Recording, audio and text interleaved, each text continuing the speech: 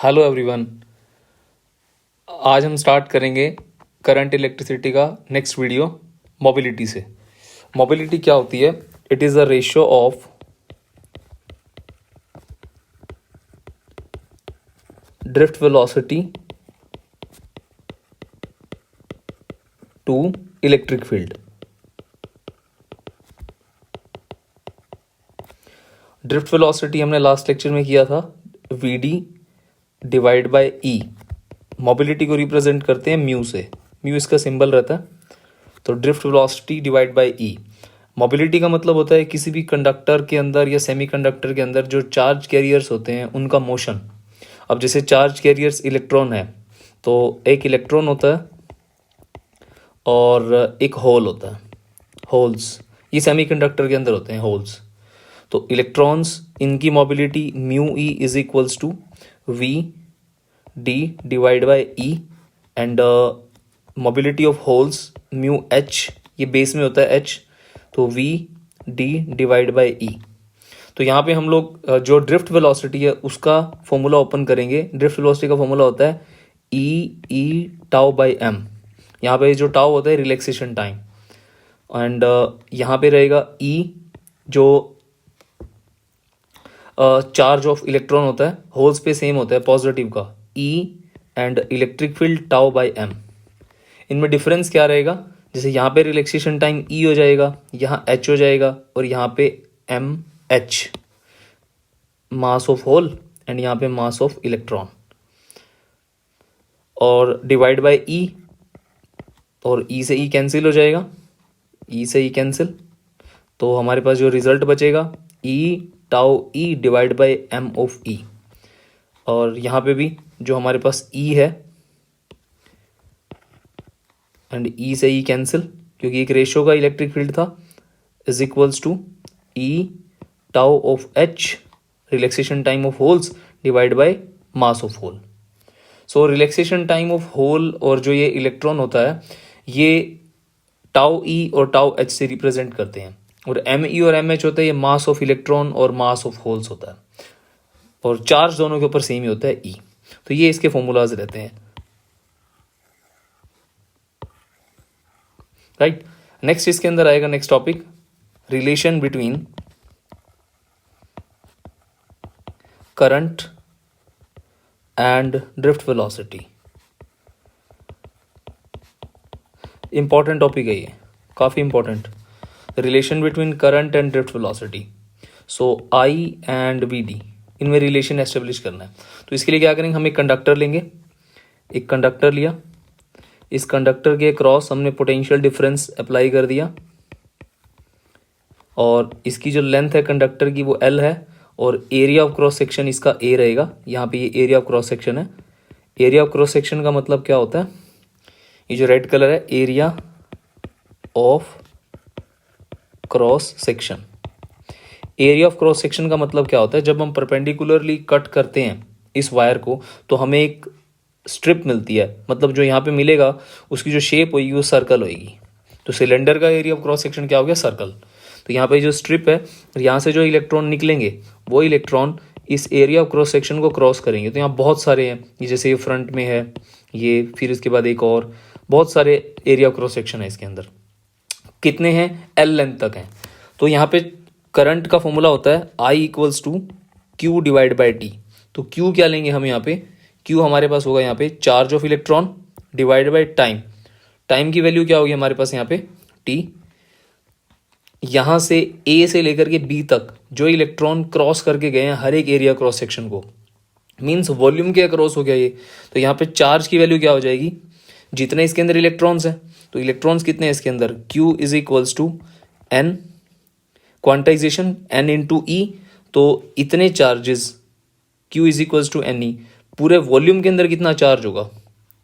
तो ये होगा एरिया इंटू लेंथ, तो Q is equals to N E A L.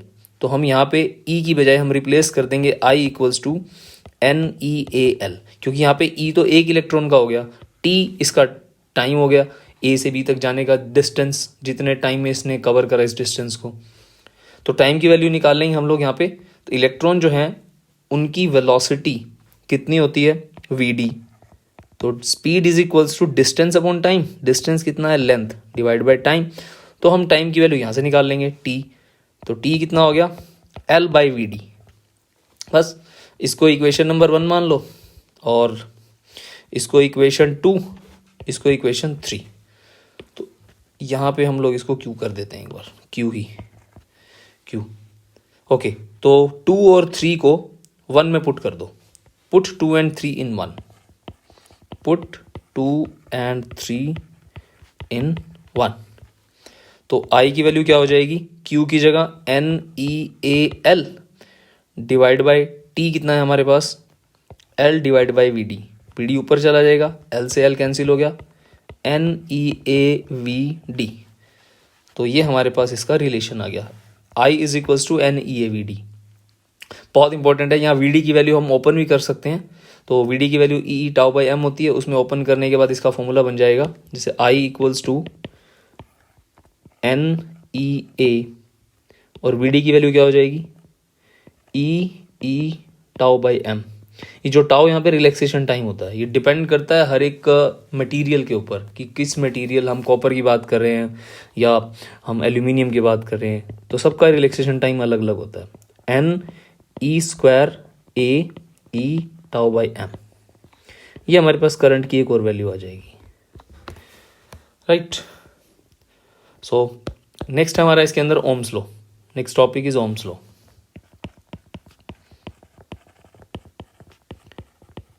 Ohm's law क्या कहता है, ये कहता है कि एक कंडक्टर के अक्रॉस, ये कंडक्टर है, एक कंडक्टर के अक्रॉस हम लोग क्या करते हैं, एक पोटेंशियल डिफरेंस अप्लाई करते हैं V। तो यहाँ पे जो करंट है वो फ्लो करेगा I इस डायरेक्शन में और इलेक्ट्रॉन्स जो हैं वो इधर आएंगे। अब यहाँ पे जो करंट बैटरी से निकल रहा है I, वो डायरेक्टली प्रोपोर्शनल टू होता है पोटेंशियल डिफरेंस के। तो potential difference is directly proportional to current, V equals to I into R। तो यहाँ पे R जो है ये कांस्टेंट है, एक इसका नाम रेजिस्टेंस होता है, रेजिस्टेंस। तो R की वैल्यू होती है V डिवाइड बाई I। तो रेजिस्टेंस जो होता है ये प्रॉपर्टी होती है कंडक्टर की, resistance it is the property of a conductor, it is property of a conductor. करता क्या है ये, it opposes the flow of current, it opposes the flow of current. तो कैसे करता है ये करंट का अपोज, कोज, रीजन क्या होता है रेजिस्टेंस का। देखो ये कंडक्टर है, इस कंडक्टर के अंदर इलेक्ट्रॉन्स हैं, ये इलेक्ट्रॉन जब हम इसके ऊपर पोटेंशियल डिफरेंस अप्लाई करते हैं तो ये इलेक्ट्रॉन नेगेटिव से पॉजिटिव जाएंगे। अब इसके अंदर बहुत सारे फ्री इलेक्ट्रॉन्स होते हैं, तो ये इलेक्ट्रॉन क्या करेगा, दूसरे इलेक्ट्रॉन्स को स्ट्राइक करेगा, कोलाइड करेगा। कोलाइड करता करता ये जिगजैग पाथ की फॉर्म में मूव करता हुआ बैटरी के एक टर्मिनल से दूसरे टर्मिनल पे जाएगा और जो इसकी वेलोसिटी होगी वो कुछ हीट के अमाउंट में यूज होगी, डिसिपेट हो जाएगी। तो कॉज ऑफ रेजिस्टेंस क्या होता है, collision of electrons, collision of electrons in random direction, collision of electron in random direction with atoms or ions of a conductor।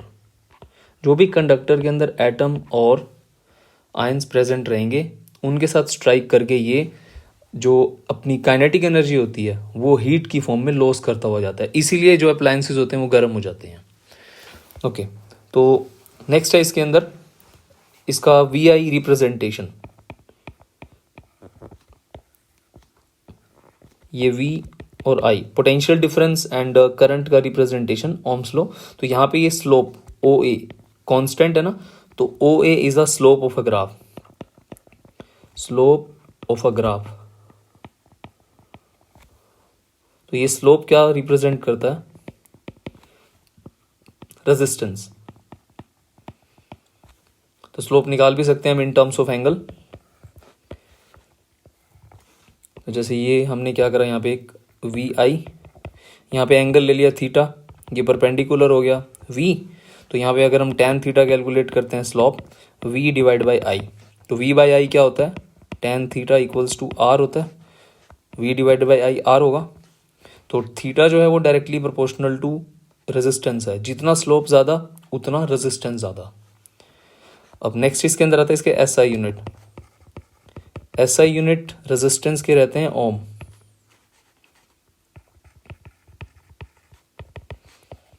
ये ब्रेकर की तरह इसका सिंबल होता है, जो स्पीड ब्रेकर होता है, ओम। अब नेक्स्ट इसके अंदर आता है डिडक्शन ऑफ ओम्स लॉ।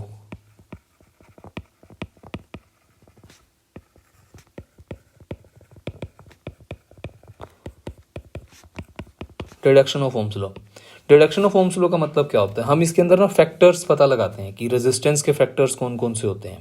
तो डिडक्शन के अंदर बेसिकली क्या रहेगा, हम लोग रिलेशन यूज करेंगे I is equals to NeAVD, क्योंकि एक कंडक्टर के अक्रॉस इलेक्ट्रॉन मूव कर रहे हैं और उन इलेक्ट्रॉन के मूव करने से जो हमारे पास V डिवाइड बाई आई आएगा, क्योंकि V डिवाइड बाई आई क्या होता है, रेजिस्टेंस होता है। हम लोग इस रिलेशन को यूज करेंगे I is equals to NeAVD को, तो यहाँ से V बाई आई कैलकुलेट करेंगे, वो जो भी होगा वो रेजिस्टेंस होगा।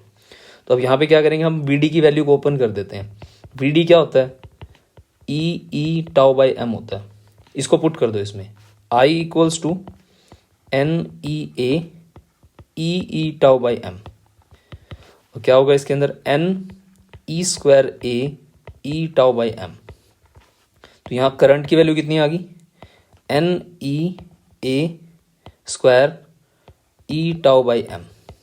तो E की वैल्यू पुट कर देंगे हम लोग। E क्या होता है, E की वैल्यू होती है V divide by L, potential difference and electric field का रिलेशन होता है ये।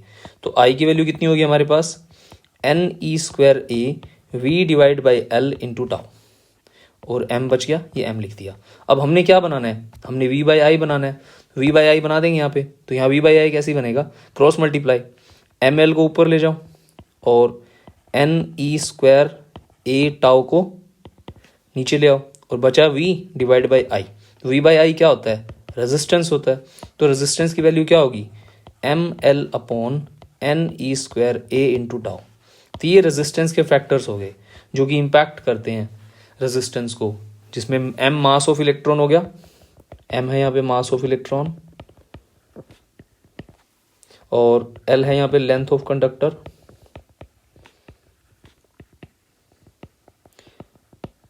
और N है number of electrons per unit volume, number of electrons per unit volume, इसको डेंसिटी ही बोल देते हैं, इलेक्ट्रॉन डेंसिटी, और A area of cross section,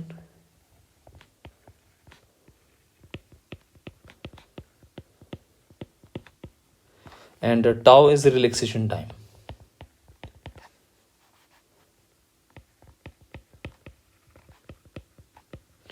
तो कोई भी फॉर्मूला करो तो उसके अंदर आपको ये इनके नाम पता होने चाहिए, चार्ज ऑफ एन इलेक्ट्रॉन,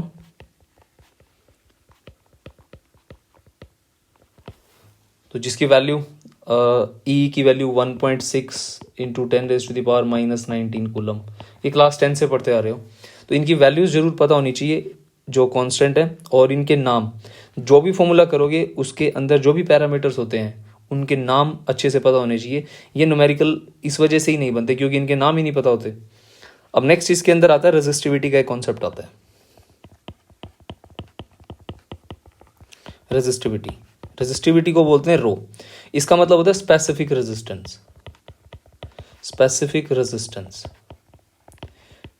ये क्या कहता है, इस टॉपिक के अंदर हम लोग डिस्कस करेंगे किसी भी मटेरियल की पर्टिकुलर वैल्यू, जैसे resistance directly proportional to length होता है, resistance inversely proportional to area of cross section होता है, resistance is directly proportional to length, resistance is inversely proportional to area. तो resistance is directly proportional to L by A, we may write it as a constant comes rho L upon A।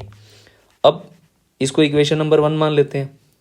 यहाँ पे रो जो है वो क्या है, constant of proportionality, and हमें resistance का पता है वैल्यूज, ये ऊपर निकाला है हमने अभी, ML upon NE² tau, ML upon NE² tau, equation number 2, अगर हम इन 1 और 2 को कंपेयर करें तो यहाँ पे रो की जगह क्या आ जाएगा, m/n/e² टाउ, क्योंकि L और A तो यहाँ से कैंसिल हो जाएंगे और बचेगा क्या हमारे पास, रेजिस्टिविटी। रेजिस्टिविटी होती क्या है, ये एक पर्टिकुलर वैल्यू होती है, particular value of a conductor, या कोई भी कंडक्टर हो, मेटल हो, नॉन मेटल हो, सबकी एक पर्टिकुलर वैल्यू होती है। जितनी रेजिस्टिविटी ज़्यादा होगी करंट की वैल्यू उतनी कम होगी। इसीलिए जो एलओए वगैरह होते हैं इनका रेजिस्टिविटी ज़्यादा होता है, इसीलिए हीट प्रोड्यूस करते हैं। जैसे गीज़र हो गए, हीटर हो गए, ये सब रेजिस्टिविटी ज़्यादा वाले मटेरियल होते हैं। तो इनके ग्राफ होते हैं, जैसे रेजिस्टिविटी का अगर मैं ग्राफ बनाऊँ, कंडक्टर, सेमीकंडक्टर और एलॉयज़ के लिए। अब रेजिस्टिविटी वर्सेस टेम्परेचर, अब टेम्परेचर बढ़ाने से रेजिस्टिविटी बढ़ती है कंडक्टर्स के अंदर। तो ये कंडक्टर्स हो गए, तो इसका ग्राफ बनेगा कुछ इस तरह से, ये कंडक्टर्स का ग्राफ है। तो रेजिस्टिविटी ऊपर, ये इधर बढ़ रही है, तो रेजिस्टिविटी टेम्परेचर, रेजिस्टिविटी टेम्परेचर। तो ये आपको याद रखना है ग्राफ, समटाइम्स ये सीबीएसई में पूछा जाता है। तो अगला ग्राफ हम बना लेते हैं एलॉयज़ का। तो इसके अंदर बहुत कम, पहले ही बहुत ज़्यादा रेजिस्टिविटी होती है इसके अंदर, तो थोड़ा थोड़ा टेम्परेचर बढ़ाने पे बढ़ती रहती है। और ये हैं सेमीकंडक्टर। सेमीकंडक्टर्स के अंदर उल्टा होता है, जैसे मोबाइल फ़ोन है, ये काम तब करेंगे जब इसके अंदर टेम्परेचर बढ़ेगा। तो इसके अंदर टेम्परेचर बढ़ने से रेजिस्टिविटी कम होती है, मतलब करंट का अमाउंट बढ़ता है। तो सेमीकंडक्टर जो होते हैं ये वैसे तो टेम्परेचर सेंसिटिव डिवाइस भी होते हैं, बट विदाउट टेम्परेचर काम भी नहीं करते। ये ज़्यादा डिटेल में सेमीकंडक्टर में पढ़ेंगे। And one more thing is, जो रेजिस्टेंस और रेजिस्टिविटी होते हैं टेम्परेचर के इंक्रीज करने से बढ़ते हैं। क्यों? अगर हम लोग टेम्परेचर इंक्रीज करते हैं, स्पेशल बात है ये, अगर हम टेम्परेचर इंक्रीज करेंगे तो ये जो रिलैक्सेशन टाइम होता है, जो इलेक्ट्रॉन्स का रिलैक्स करने का टाइम होता है, उसकी वैल्यू डिक्रीज हो जाएगी ना, वो बहुत तेज़ी से चलेंगे। तो जितना तेज़ी से चलेंगे उतना कोलिजन ज़्यादा होगा, जितना कोलिजन ज़्यादा होगा उतनी हीट वेस्ट होगी। तो टेम्परेचर बढ़ेगा और रिलैक्सेशन टाइम डिक्रीज होगा, जिसकी वजह से रेजिस्टेंस की वैल्यू क्या होगी, इंक्रीज होगी, आर की वैल्यू बढ़ेगी। सेम थिंग रेजिस्टिविटी के अंदर भी होगा, रेजिस्टिविटी भी बढ़ेगी। So this is all about resistance and resistivity, Ohm's law, and the mobility and the relation between current and drift velocity. Okay, thank you.